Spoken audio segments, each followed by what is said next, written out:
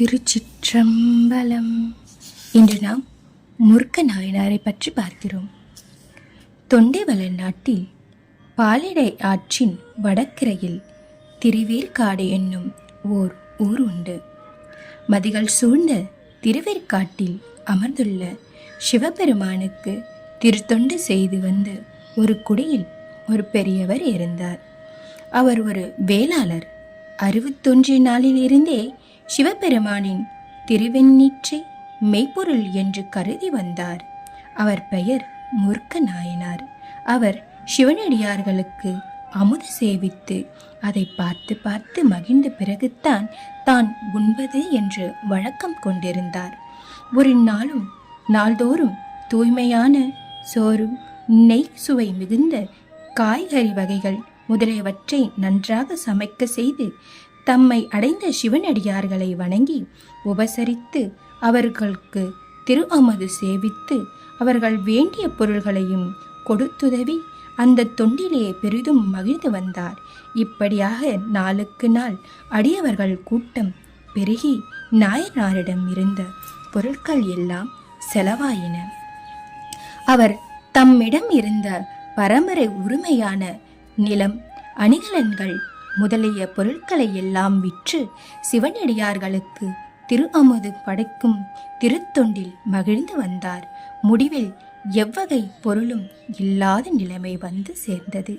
மென்மேலும் திரு அமுது படைப்பதற்கு வழி இல்லாமல் அவர் வறுமையில் வாடி இனி பொருட்களுக்கு என்ன செய்வதென்றே தெரியாமல் மனம் சோர்ந்து போனார்.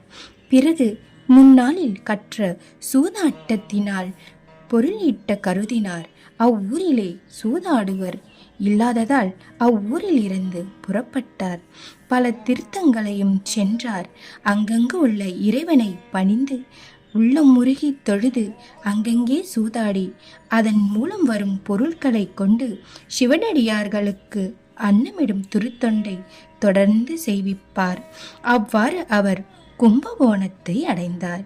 அங்கும் பல பொது இடங்களுக்கு சென்று சூதாடி வெற்றி பெற்று அதன் மூலம் கிடைக்கும் பொருட்களை இறைவன் திருவருளால் தமக்கு கிடைத்ததாகவே கருதி அடியவர்களுக்கு திரு அமுது செய்து மகிழ்ந்திருந்தார்.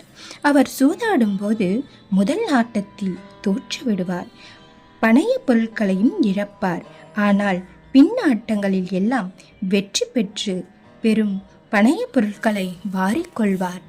ஆட்டத்தின் வரைவுகளை மாறுபடுவோரை தம் உறவாலை உருவி குத்துவார். இதனால் அவரை உலகத்தார் மூர்க்கர் என்றும் கூறானார்கள். முருக்க நாயனார் சூதாட்டத்தில் தாம் வெற்றி பெற்ற பொருளை தம் கையானாலும் தீண்ட மாட்டார், தமக்காகவும் பயன்படுத்த மாட்டார். அவற்றை சமையல் செய்பவரிடம் கொடுப்பார். அவர்கள் அமுது ஆக்குவார்கள்.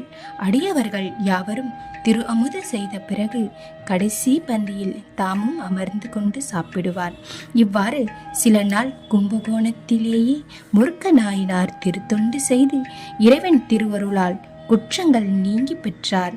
அவர் இவ்வுலகை விடுத்து பின்பு சிவப்புண்ணியம் பெற்றால் பூதகணங்கள் சூழ்ந்த இசைப்பாட ஆனந்த தாண்டவம் செய்தருளும் சிவபெருமானது உலகமாகிய சிவபுரத்தினிலே புகுந்து பேரின்பம் பெற்றார்.